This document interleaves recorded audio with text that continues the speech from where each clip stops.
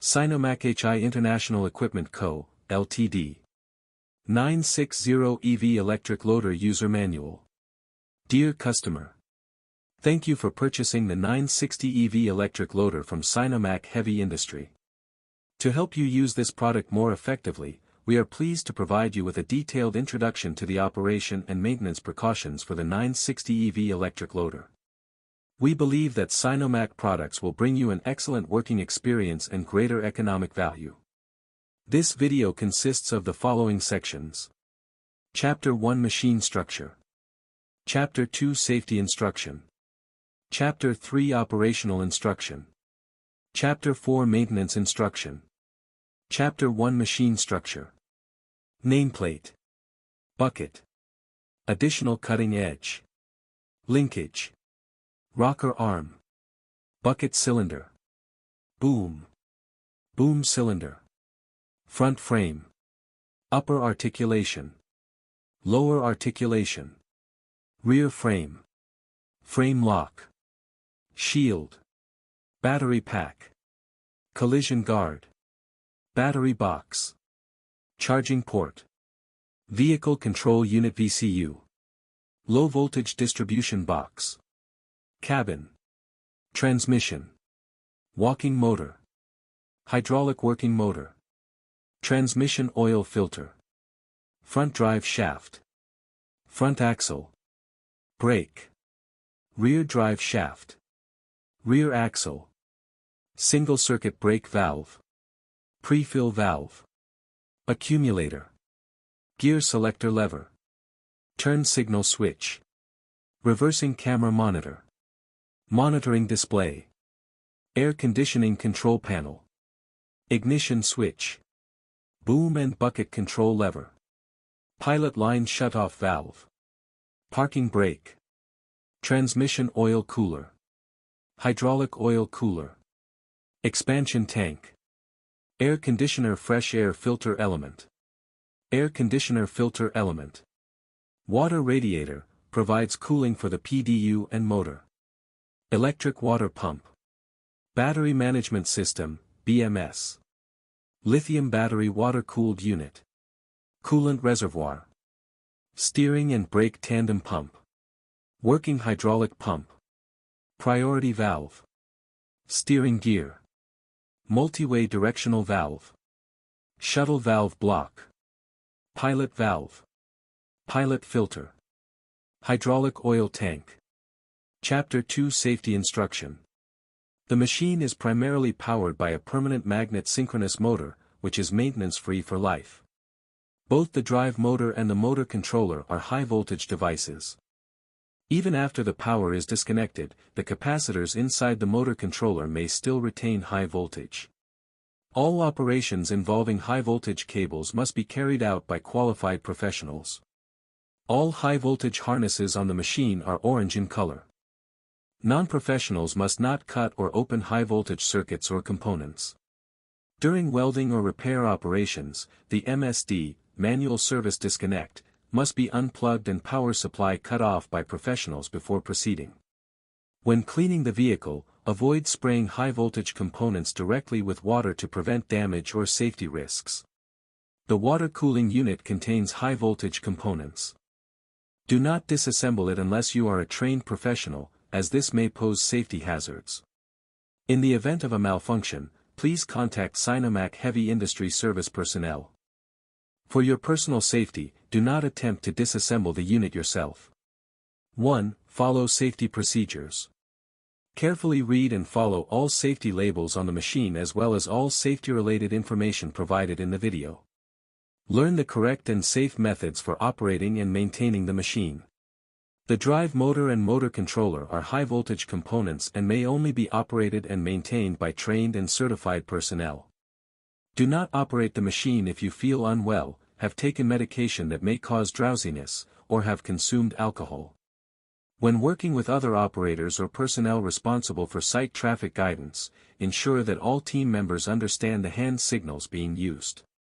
Unauthorized modifications to the machine may impair functionality, reduce safety, and shorten the machine's lifespan. 2. Emergency preparedness. If the high-voltage battery system overheats and becomes unstable, the system will sound an alarm and display the message BMS 021 battery pack fire alarm. Immediately shut down the machine and check for visible flames or smoke around the machine. If flames or smoke are present, evacuate the area and contact the fire department immediately. 3. Inspect the machine.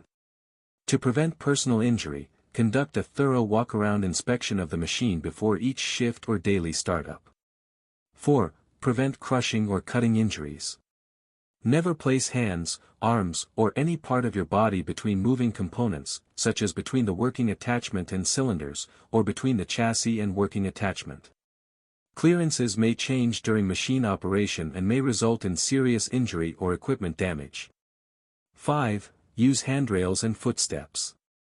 When getting on or off the machine, maintain 3 points of contact, 2 hands and 1 foot or 2 feet and 1 hand, and face the machine.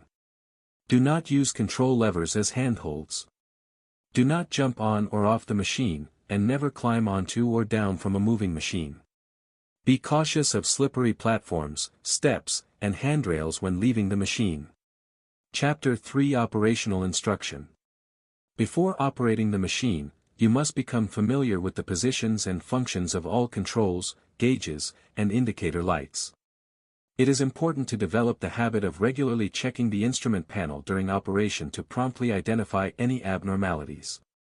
Monitor main operating interface. Left turn signal indicates a left turn. Hour meter displays the machine's total operating hours. Brake indicator light signals braking.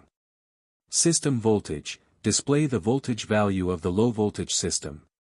Low transmission pressure indicator alerts low pressure in the transmission system. Energy recovery indicator displays energy regeneration status. High beam indicator illuminates when high beams are turned on. Right turn signal indicates a right turn. Charging status gray when the charging cable is disconnected, red when connected. Lithium battery preheating illuminates when the battery preheating system is active. Transmission gear display shows current transmission gear. Hydraulic motor speedometer displays real-time motor speed. Lithium battery power level shows remaining battery level as a percentage. Hydraulic oil temperature displays hydraulic system temperature, red zone indicates an alert. MCU motor system status, green for normal operation, red for fault. GPS system status, green for normal GPS operation, red for fault. Machine status, displays machine working state, normal operation, charging, limp mode, ready, or fault. Hill start assist switch, light on when the hill start button is pressed. Work mode switch, press to switch between 4 main work modes, loading, pushing, general, heavy load. Mute button, silences alarm sounds when alerts or warnings are present by pressing the button below this icon. Camera switch, press the physical key below this icon to display camera feed, press again to return to the main screen. Main menu, tap to enter various submenus. Time and fault information, displays current time and error codes. PWM cooling system status, green for normal operation, red for fault. VCU vehicle control system status, green for normal, red for fault. PDU system status, green for normal, red for fault. Transmission oil temperature, shows transmission oil temperature, red zone indicates an alert. BMS lithium battery system status, green for normal, red for fault. Drive motor speedometer, displays real-time drive motor speed. Service brake indicator light, illuminates when braking pressure is low during driving. Parking brake indicator light, illuminates when the parking brake is engaged. Monitoring submenu interface. Press the menu key to enter the main menu bar. The main menu includes 5 items. System status, fault diagnosis, usage information, system settings, and user settings. Use the arrow keys to select and enter the system status menu, which contains 5 submenus. PDU status, BMS status, VCU status, MCU status, and PWM status. When selecting PDU status, you can view the internal DC-DC status and overall PDU status information. In the PDU status section, detailed PDU status information is displayed. In the internal DC-DC status section of the PDU, you can view DC-DC operating status, output/input voltage, DC-DC output current, and temperature information. When selecting BMS status, you can view BMS system info, BMS battery pack info, and other BMS info. In the BMS system info section, you can see information such as battery system status, battery pack capacity, pack voltage, rated total energy, and the highest/lowest voltage of individual cells. In the BMS battery pack info section, you can see the battery system status, pack voltage, remaining charge of individual cells, and temperature at various sensor points. In the other BMS info section, you can view internal BMS status and the TMS, thermal management system, status controlled by BMS. Internal BMS status includes battery type, upper/lower voltage limits of the pack, and upper/lower SOC, state of charge, limits. TMS status includes TMS operating mode, relay status, water outlet temperature, and water inlet temperature. After entering the VCU status screen, you can view information such as power limitation, speed limitation, real-time VCU wake-up voltage, charging status, and limp mode status. After entering the MCU status screen, you can view the motor's maximum torque limit, maximum speed limit, actual motor torque, actual motor speed, output torque, and output speed. After entering the PWM status screen, you can view information such as PWM heartbeat, water radiator fan 1 output, water radiator fan 2 output, transmission oil radiator fan 1 output, and transmission oil radiator fan 2 output. By selecting the fault diagnosis menu using the arrow keys, you can access 5 submenus. PDU faults, BMS faults, VCU faults, MCU faults, and PWM faults. In the PDU faults section, you can view DC-DC fault codes, PDU-VCU communication faults, and PDU high-voltage interlock status. In the BMS faults section, you can view internal BMS status and TMS status controlled by BMS. Internal BMS fault information includes cell temperature differential alarm, cell over temperature alarm, pack over voltage alarm, and pack under voltage alarm. TMS status information controlled by the BMS includes coolant status, internal TMS high voltage interlock, inlet temperature sensor, and outlet temperature sensor. In the VCU faults section, you can view accelerator pedal faults, level 2 hydraulic oil over temperature faults, joystick signal faults, and transmission oil pressure faults. In the MCU faults section, you can view MCU self-check faults, auxiliary power voltage anomalies, MCU resolver faults, and motor over temperature alarms. After entering the PWM fault screen, you can view information such as water radiator fan 1 fault, water radiator fan 2 fault, transmission oil radiator fan 1 fault, and transmission oil radiator fan 2 fault. By using the arrow keys to navigate to the usage information menu, there are 5 submenus available. Precautions, machine information, controller information, instrument panel information, and maintenance schedule. In the precautions section, you can view important safety and usage notes for the entire machine. In the machine information section, you can view details such as the machine model and serial number. In the controller information section, you can view the software version of the motor controller. In the instrument panel information section, you can view the panel drawing number, serial number, and software version. In the maintenance schedule section, you can view maintenance items, reset default intervals, and monitoring switch information. Entering the maintenance items menu allows you to view the maintenance tasks required for each service interval. After completing each maintenance task, press the confirm key to proceed to the next cycle. Once all tasks are completed, press the confirm key to finish the maintenance cycle. Maintenance tasks include replacing the fine filter, changing the transmission oil, changing the gear oil, changing the hydraulic oil. For fine filter replacement, you can view information such as the number of services, last maintenance date, and maintenance interval. Users can also manually set the replacement interval for the fine filter. Entering the Restore Default Interval menu. If the maintenance intervals were previously modified, pressing the Confirm button will restore them to the factory default settings. Entering the Monitoring Switch menu. By entering the password 1234, users can select the maintenance item specific to this machine model. Accessing the System Settings menu. This requires a dynamic password provided by a designated SINOMACH technician.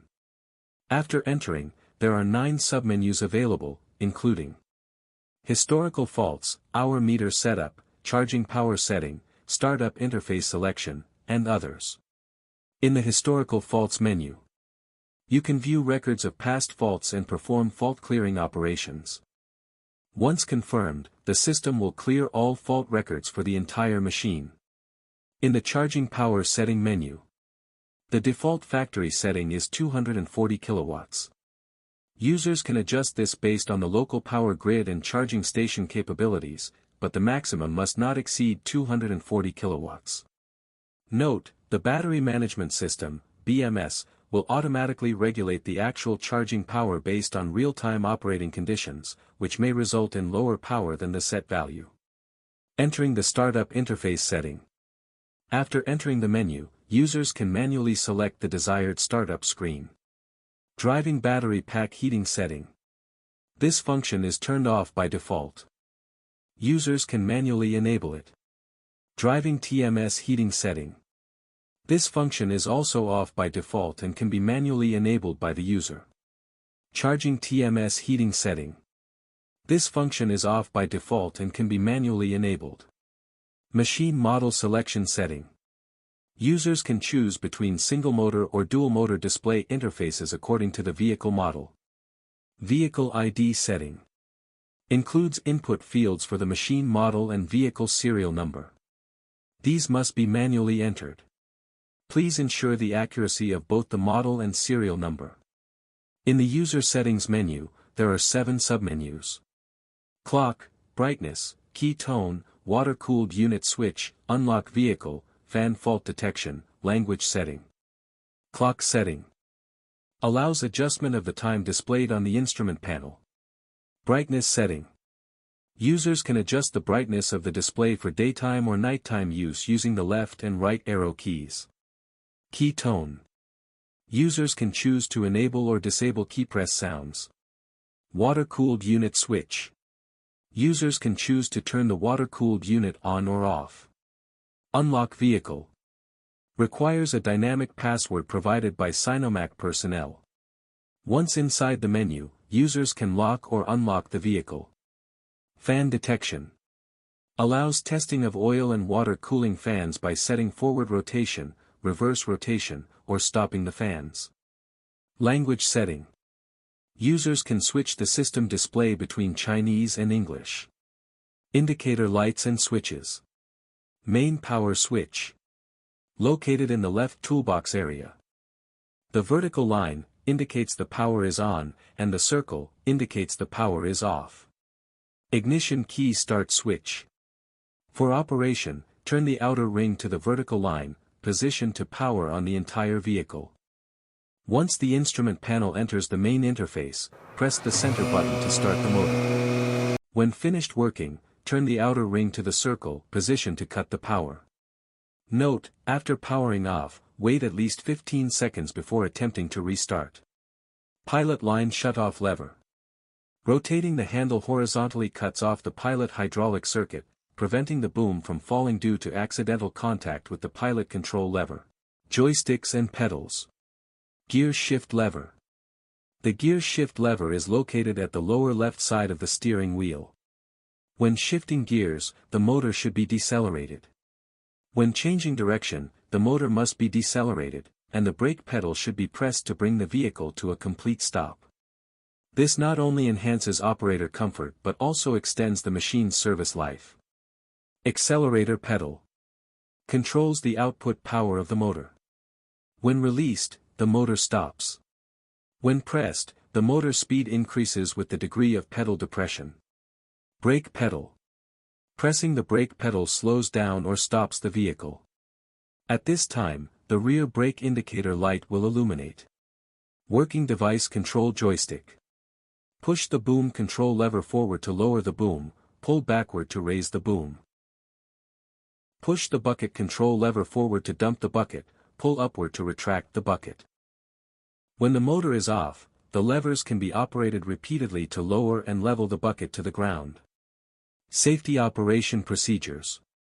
Before using the loader, the operator should first understand the machine's main performance, structural characteristics, operating techniques, maintenance methods, and relevant traffic regulations.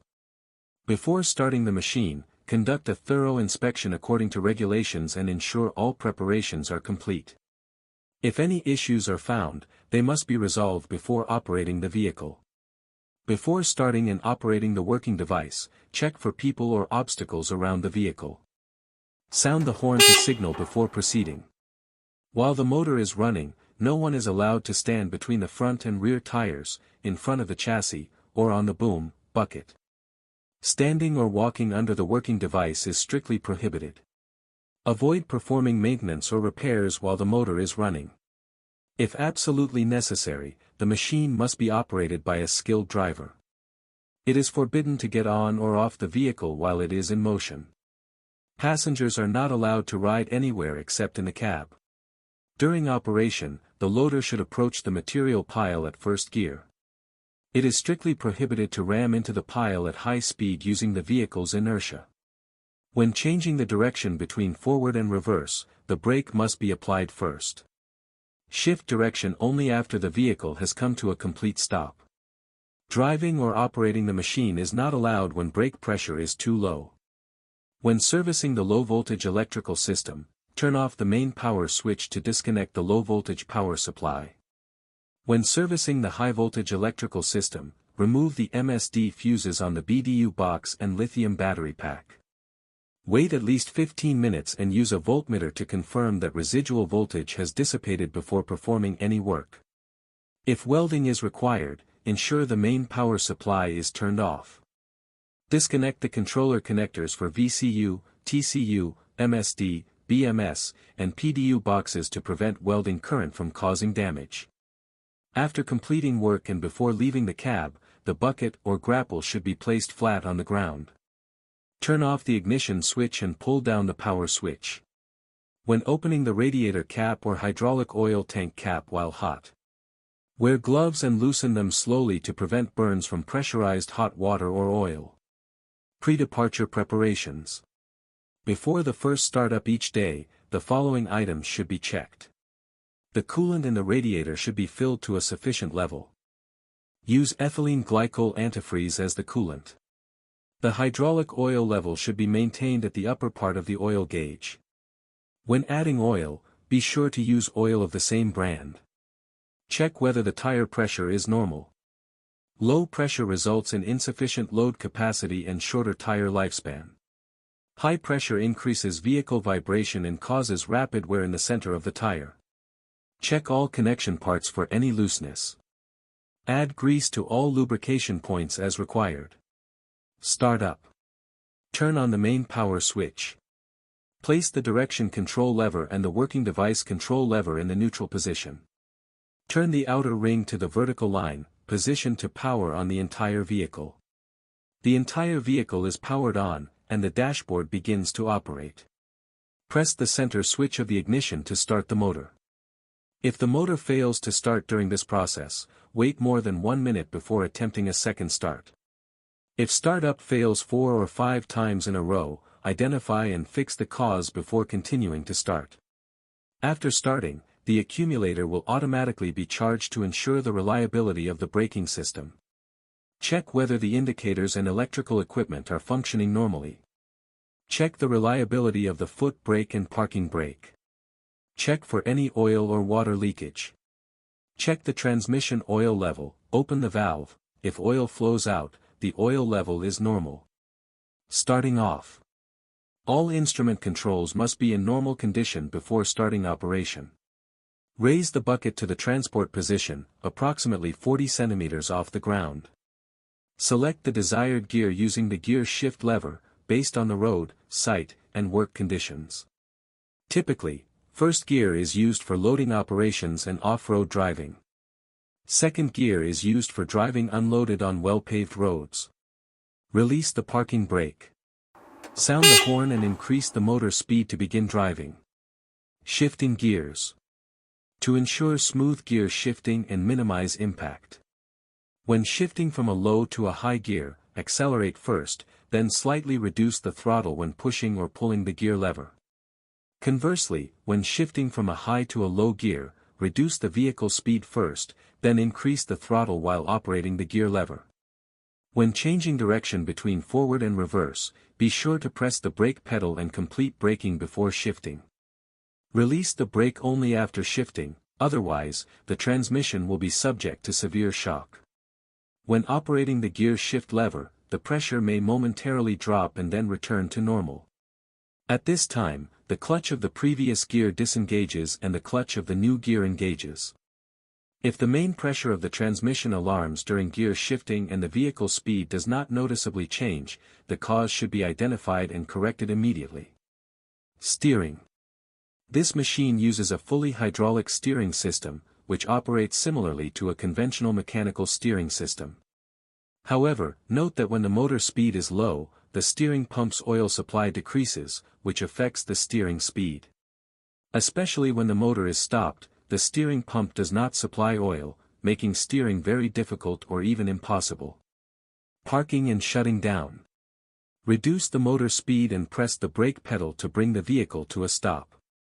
Move the gear shift lever to the neutral position. Release the brake pedal and engage the parking brake by pulling up the handbrake control switch. Lower the work attachment flat to the ground, and return all control levers to the center position. Press the shutdown switch to stop the motor. Turn off the main power switch to cut off the power supply. Loader operation. Lower the bucket to the ground, keeping a 3 degrees to 5 degrees angle between the bucket bottom and the ground. Keep the boom control lever in the neutral position and move forward into the material pile in first gear. However, if the surface is hard like cement ground, push the boom lever fully forward into the float position. Once the bucket enters the pile, move the boom control lever to the lift position. Press the accelerator pedal fully to drive into the material. At the same time, move the bucket control lever forward and backward in short strokes to help fill the bucket as fully as possible. After the bucket is filled, return the boom lever to the neutral position, shift into reverse gear, and quickly back away. If the transport distance is long, keep the bucket at a height of about 40 centimeters off the ground for optimal machine stability. If the dump truck is nearby, raise the bucket slowly to the desired dumping height while backing up. To unload into a truck. Raise the boom until the bucket is above the truck bed. Approach the truck slowly in first gear. When the bucket reaches the unloading position over the bed, press the brake pedal and slowly tilt the bucket using the bucket control lever to unload the material. If sticky material remains in the bucket, move the bucket control lever back and forth to make the bucket stop strike the boom. The resulting vibration will help shake off the material. Tilt the bucket back, reverse the loader, lower the boom, and proceed with the next loading cycle. Dozing and leveling. This machine is not a wheeled bulldozer. So dozing operations are limited to auxiliary work such as leveling soft ground, filling holes, and clearing debris. This type of work should not be done continuously for extended periods to avoid overheating the transmission oil. Charging operation steps. Connect charging plugs. Insert the 2 charging gun plugs into the vehicle's charging ports A and B respectively. When the locking tab on the charging plug is in a horizontal position with the charging port, it indicates a secure connection, and then proceed to the next step. Start charging. Tap the touchscreen and follow the prompts to operate. Start charging. Charging begins. Charging indicator flashes. The charger will automatically complete the process based on the selected charging mode. Auto charging. Select Auto Charging to begin charging immediately. It will automatically stop when charging is complete. Charging complete. Once charging is finished, the touchscreen will display Charging complete. Follow the prompts to complete the payment. Finishing charging. on the touch screen, select Settle on the charging status screen. Charger stops charging, payment is completed, charging gun lock is released. Press the trigger on the charging gun to unplug the charging connector. Return it to its original position on the charging pile, close both charging port covers and the charging compartment door to complete the process. Safety precautions. Do not forcibly unplug the charging connector during the charging process. Forcibly removing the connector may cause arcing at the connection point, leading to potential safety hazards. To stop charging early, please follow step 4 in the charging operation steps. Avoid touching the live pins on the charging plug to prevent accidental injury. In case of a safety incident during charging, such as abnormal noise, wire short circuit, electric shock, etc., press the emergency stop button located on the lower right panel, disconnect all power sources immediately, and contact on-site management personnel. After daily charging, ensure the charging base and charging gun covers are securely closed. The charging socket must be kept clean, otherwise, it may cause overheating and trigger a charging gun disconnection. If the charging compartment door is not closed after charging, there will display a VCU fault and trigger an alarm upon power-up. Simply close the compartment door to clear the fault. Impact of extremely cold environments on the battery system. Charging. When the battery temperature is below -10 degrees Celsius, charging is not possible. The charging plug can be connected to activate the heating film, which raises the battery temperature above -10 degrees Celsius to enable charging. The average heating rate is about 0.5 degrees Celsius per minute, in -20 degrees Celsius windless conditions. Driving. When the battery temperature is below to -35 degrees Celsius, the battery cannot discharge, and driving is prohibited. When the battery temperature is between -35 degrees Celsius and -30 degrees Celsius, and SOC greater than 30%, the battery can discharge at 0.1 C rate. This is not sufficient for normal driving. However, if external discharge current demand exceeds 10 A and battery temperatures are TMIN. In low temperatures, -30 degrees Celsius to -5 degrees Celsius, discharge power is limited, potentially causing weak power during initial operation. As the battery warms up, discharge power increases, and vehicle performance gradually improves. Range. In cold weather, the battery's self-heating and reduced regenerative braking due to low charging capacity result in increased energy consumption. This leads to shorter driving range, which can be mitigated as the battery temperature rises. Charging recommendations. If possible, charge the machine in a warm garage or a sheltered location to enhance battery activity, reduce range loss, improve charging efficiency, and save time. In cold weather, charge the equipment immediately after use while the battery is still warm to shorten charging time. Start charging at least 1 hour before equipment use to allow the system to preheat the battery, improving its performance during operation. Chapter 4 Maintenance Instruction. Periodic maintenance for working devices and structural parts.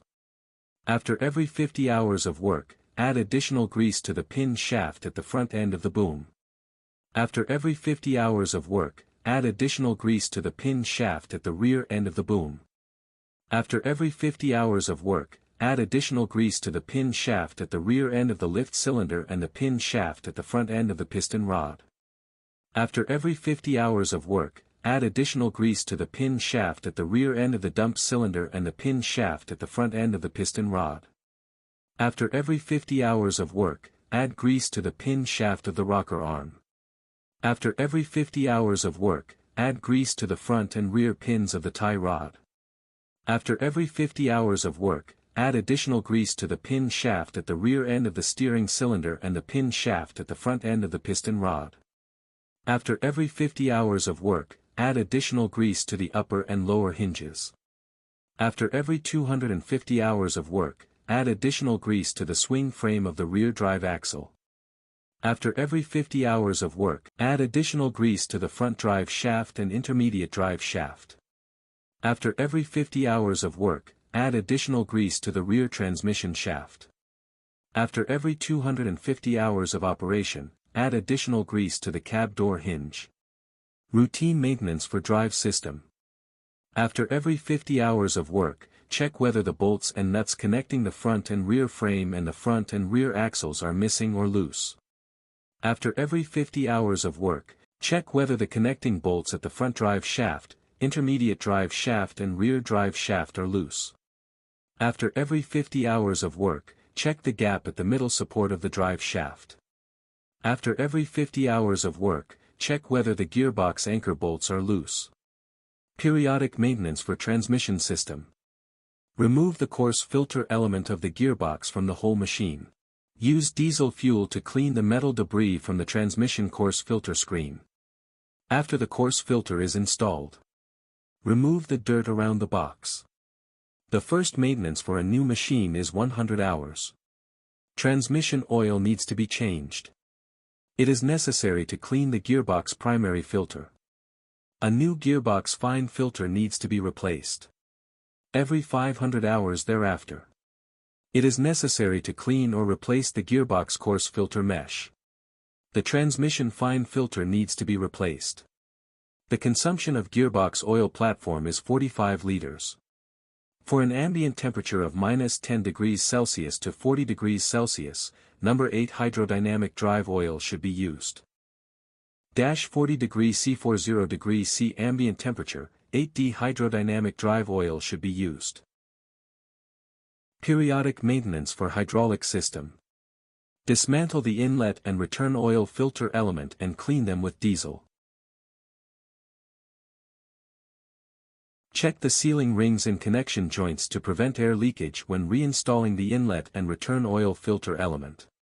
When installing the inlet and return oil filter element of the hydraulic oil tank, pay attention to see if there are metal impurities or foreign bodies. The first maintenance of the new machine is at 50 working hours.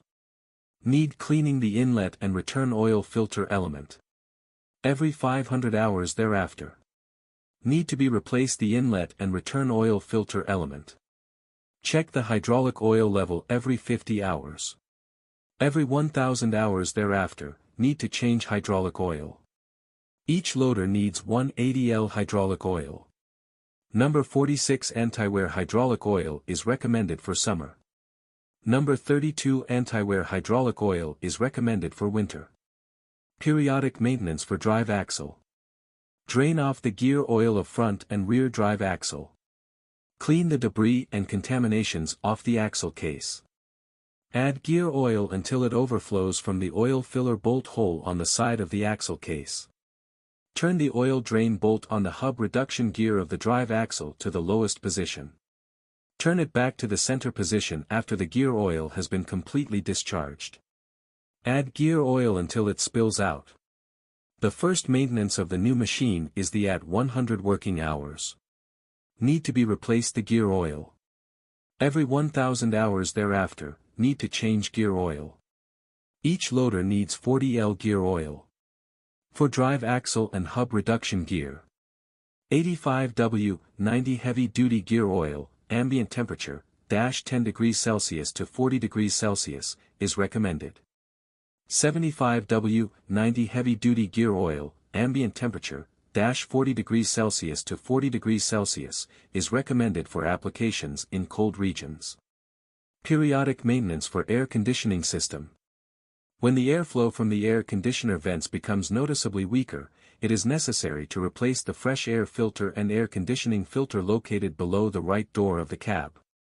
Periodic check for tire pressure. Check air pressure of 4 tires after every 50 working hours. Front tire pressure, 0.33-0.35 MPa. Rear tire pressure, 0.28-0.3 MPa.